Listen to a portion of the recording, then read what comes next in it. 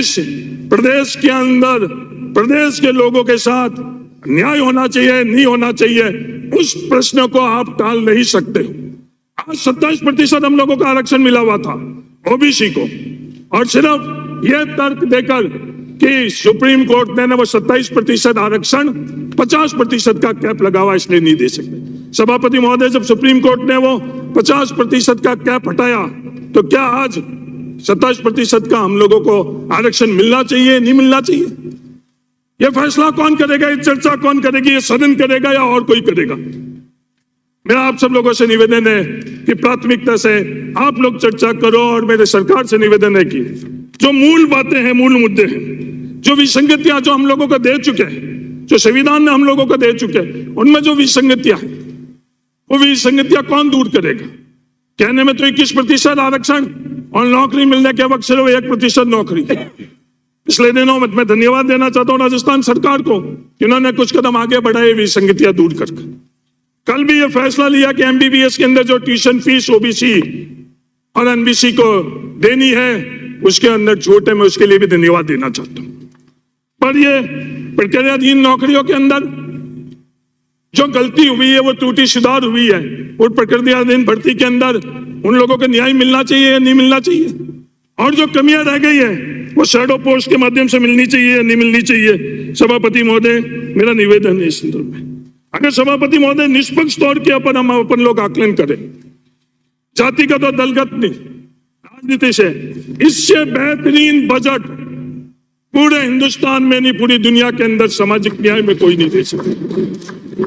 त्रुटि निकालने के लिए, बातें करने के लिए तो आप कुछ भी बोल सकते हो, पर जो बजट, एक बेहतरीन बजट राजस्थान सरकार ने दिया, मैं तहे दिल से उनको धन्यवाद देना चाहता हूँ। योजना गिनाई तो सभापति महोदय आपकी घंटी बज जाएगी कि कम से कम 6 घंटे का अगर समय मिले तो इस योजनाओं के संदर्भ के अंदर बता सकते हैं, पर समय कम है, इसलिए चाहे वो पालनहार योजना की बात करें हम लोग, चाहे मुख्यमंत्री निःशुल्क दवा योजना की, इन बड़े लोगों को पीड़ा नहीं पता है कि ये साधन संपन्न लोग हैं, पर हम लोगों के परिवार को अच्छी तरह से पता है कि हम लोग बीमारी से नहीं डरते थे, हम लोग इस बीमारी से होने वाले खर्चे से डरते थे।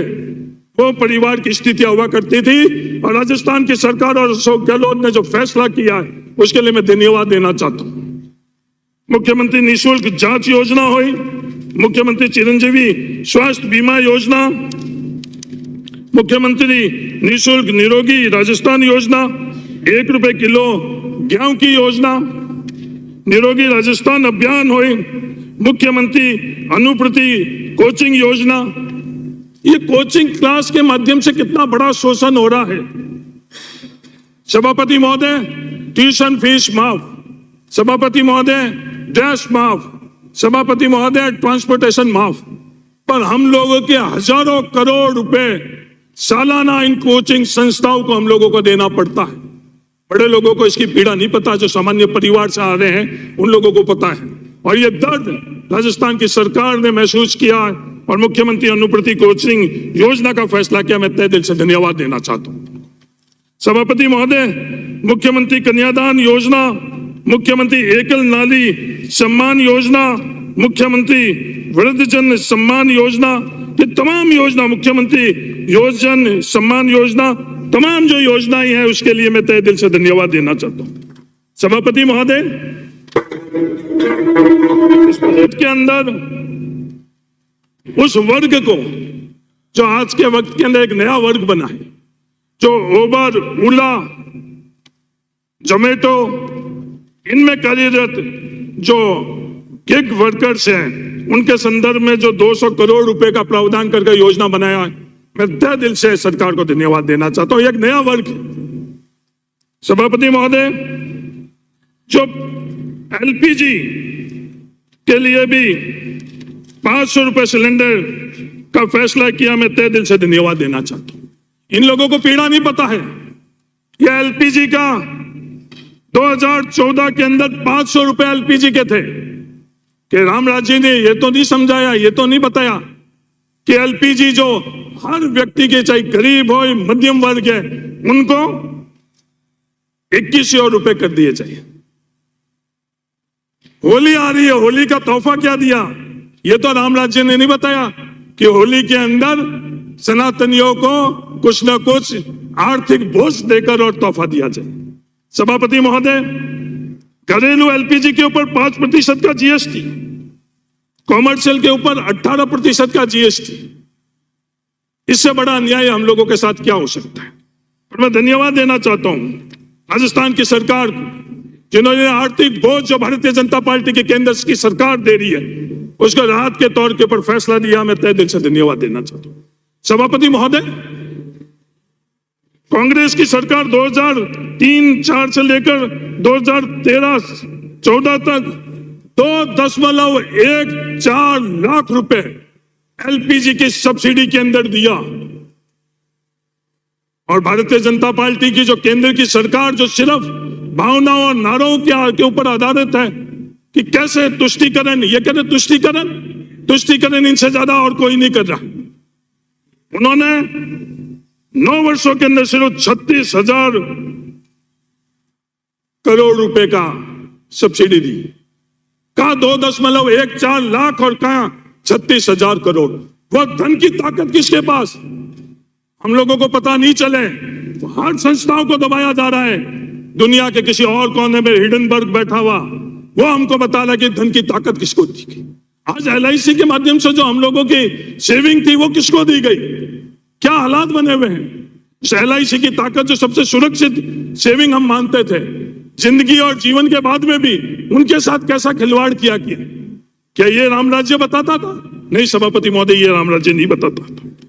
सभापति महोदय, 36 इंच का सीना आंख लाल कर और जब अवसर मिला तब चीन हमारे से ज्यादा आर्थिक तौर के ऊपर मजबूत है।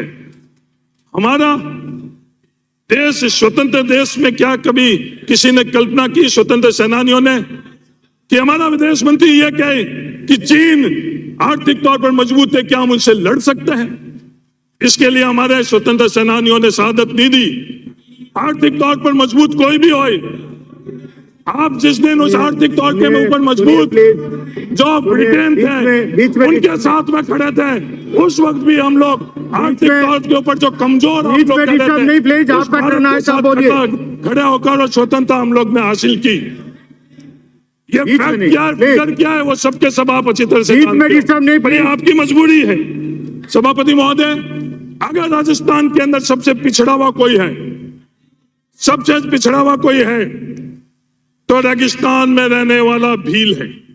सभापति महोदय, मैं जिस बात की उल्लेख कर रहा हूं कि यह आर्थिक और सामाजिक हम लोग गणना करें, सेंसस करें, उसके बावजूद कि उन लोगों के साथ न्याय हो, ये कोई सुनिश्चित हम लोग नहीं कर सकते। और वह रेगिस्तान के अंदर रहने वाला भील को हम लोग किस तरह से हम लोग मदद कर रहे हैं, सरकारी योजना से मदद कर रहे हैं, सामाजिक तौर के ऊपर मदद कर रहे हैं। अगर यह निष्पक्ष तौर पर सवाल हम लोगों के सामने आता है तो उसको उत्तर है कि नहीं। आजादी के 70 वर्ष बाद में भी हम उन लोगों की मदद नहीं कर पा रहे। सभापति महोदय, ये तुष्टीकरण की बात कर रहे हैं। मैं एक उदाहरण देना चाहता हूं। मरियम वाइफ और अरबाज गांव बूटिया थाना गढ़वा रोड के अंदर। सभापति महोदय, क्या हम नागरिकता देने के लिए तुष्टीकरण का व्यवस्था कर रहे हैं, नहीं कर रहे हैं? अगर इसका आकलन करेंगे तो इससे बड़ा उदाहरण नहीं मिलेगा। अगर किसी धर्म के अंदर हम पैदा हो रहे हैं, संविधान की भावना, संविधान की मूल आत्मा के विपरीत धर्म के आधार के ऊपर तो हम नागरिकता देने के लिए फैसला कर रहे हैं और इस महिला को हम नागरिकता नहीं दे रहे हैं। क्या उसके साथ न्याय कर रहे हैं, क्या अन्याय कर रहे हैं? सभापति महोदय, कई सवाल है। सभापति महोदय, मेरा आपसे यही निवेदन है कि जो कानून और नियम बने हुए वो एक समान होने चाहिए। जो परसेप्शन है, भ्रांति और हकीकत है, उसमें सभापति महोदय बहुत बड़ा अंतर है। मैं उदाहरण देना चाहता हूं। सभापति महोदय, जैसे ये बात करते हैं कि वंचितों के अंदर, तो ये बात करते नहीं, उन समाजों को देखो। यादव बड़े साधन संपन्न है, जाट साधन संपन्न है, आंजना साधन संपन्न है, विश्नोई साधन संपन्न है। और उसका उत्तर सिर्फ जिस बात की मैं बात कर रहा हूं, जातिगत जनगणना से आएगा। इनकी खुद की सरकार ने एक आयोग बनाया। वो आयोग की जो रिपोर्ट आई भरतपुर के लिए वो आयोग बना गया और एक जाति विशेष के लिए, मेरी खुद की जाति के लिए आयोग बनाया गया। उसका क्या फाइंडिंग थी कि 26.69% जाट भरतपुर के अंदर रहते हैं और सरकारी नौकरी कितनी, मात्र सरकारी नौकरी 1.79%। जो ये परसेप्शन है, ये लोग लगातार विवाद करना आना चाह रहे हैं क्योंकि हकीकत के आधार के ऊपर कोई फैसला इस देश के अंदर नहीं। सभापति महोदय, इसी रिपोर्ट के अंदर सामाजिक न्याय पर बोल रहे हैं, भ्रांति बनाई गई है कि लैंड होल्डिंग ज्यादा है। सामाजिक न्याय पर बोल रहे हैं, लैंड होल्डिंग ज्यादा है। सभापति महोदय, लैंड होल्डिंग कितनी है? 1.32 हेक्टर। एवरेज जो लैंड होल्डिंग हम लोगों के प्रदेश में है 3.07। सभापति महोदय, जब सामाजिक बात करेंगे, जब इनको ठीक नहीं लगेगा, ये लोग किसी के संदर्भ में कोई सही फैसला होगा तो इनको ठीक नहीं लगेगा। विवाद कैसे हो? सभापति महोदय, हमारे प्रदेश के अंदर पिछले दिनों के अंदर 3 घटनाएं हुई। तीनों की तीनों घटनाएं सभापति महोदय बहुत दुर्भाग्यपूर्ण है। किसी भी तर्ज के ऊपर हम इन घटनाओं को जायज नहीं ठहरा सकते। हम मानवता के आधार के ऊपर किसी को भी जवाब नहीं दे सकते, चाहे वो उदयपुर के अंदर हो, फिर घटना कन्हैया के संदर्भ के अंदर, चाहे वो भरतपुर के अंदर हुई जुनैद के संदर्भ में, और क्या सीकर के अंदर हुई। तीनों की तीनों घटनाएं जो हुई है वो हमारे समाज के लिए बहुत बड़ा कलंक है। सभापति महोदय, क्या एक ही पैमाना होना चाहिए? हाँ, एक ही पैमाना होना चाहिए। कोई विवाद कर किसी को अतिरिक्त दिलवा दे और कोई शांत रहे तो न्याय और सरकार उसके लिए अलग प्रावधान करे, यह कभी भी जायज नहीं हो सकता। मेरा निवेदन है राजस्थान के मुख्यमंत्री अशोक गहलोत जी कि एक तरह की एक दुर्घटना ही हुई, चाहे वो उदयपुर में हुई और चाहे भरतपुर के अंदर हुई, उसी के आधार के ऊपर आज वो भरतपुर जा रहे हैं, उस परिवार को भी राहत पहुंचे। उसी आधार के ऊपर जो सीकर के अंदर, सभापति महोदय, आज नियम और कानून अलग बात है और आज हम किस दिशा के ऊपर जा रहे हैं। कोई एक जनप्रतिनिधि बैठ जाता है, धरने पर बैठ जाता है और सिर्फ वाहवाही लेने के लिए सीकर के अंदर यह मांग रखता है कि मेडिकल कॉलेज के अंदर उसको सीट दी जाए। सभापति महोदय, राजस्थान सरकार के पास अधिकार है मेडिकल कॉलेज के अंदर सीट देने का? नहीं, राजस्थान सरकार के पास अधिकार नहीं है। मेडिकल काउंसिल में ऐसे प्रावधान कर सके करे में कि उनके पास अधिकार नहीं है। उसके बावजूद वहां का कलेक्टर साथ में बैठकर इस तरह के समझौते करवाते हैं जो धरातल पर नहीं लागू होते हैं।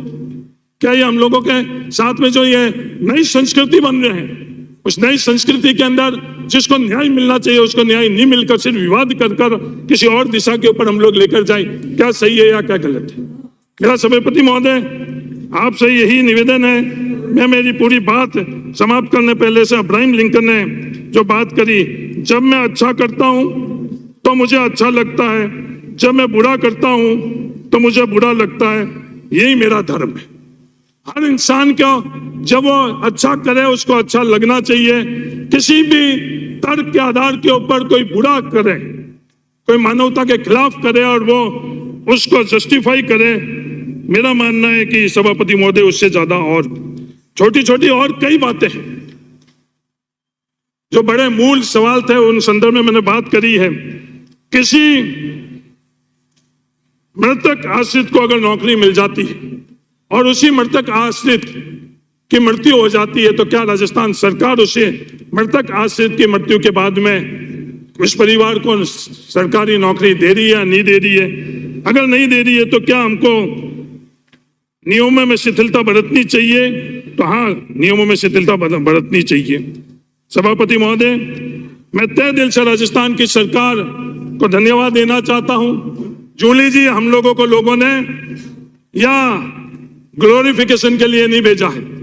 कई लोगों को कहते ये सोच रही है कि हम लोग इस समाज के अंदर अपनी महिमा मंडल के लिए आए हैं। उन लोगों की सोच अलग है, हमारे सोच अलग है। हम लोग यहाँ हमारे वर्ग के लिए और राजस्थान की सेवा के लिए आए हैं, तो तस्वीरें कहाँ लगे, तस्वीरें कहाँ नहीं लगे, ये हम लोगों का उद्देश्य नहीं है।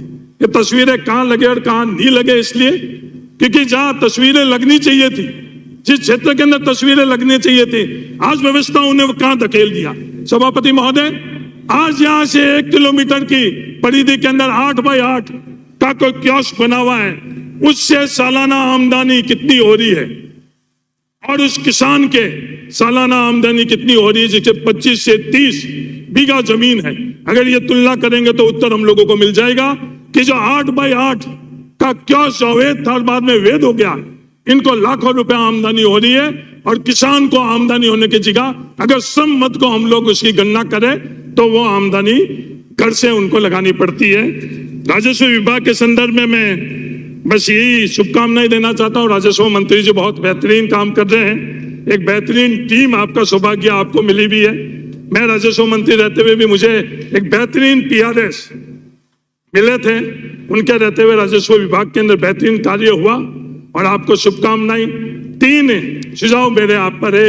एक तो रेवेन्यू बोर्ड, प्रशासनिक और न्यायिक, इसके अंदर अगर हम लोग इसका बंटवारा नहीं करेंगे तो लाखों केस है। इसकी शुरुआत हो चुकी, पर उसके बाद में जो मेरे पास सौभाग्य था अच्छे अधिकारियों का, वो जारी नहीं रहा, इसलिए वो बात वहां की वहां रह गई।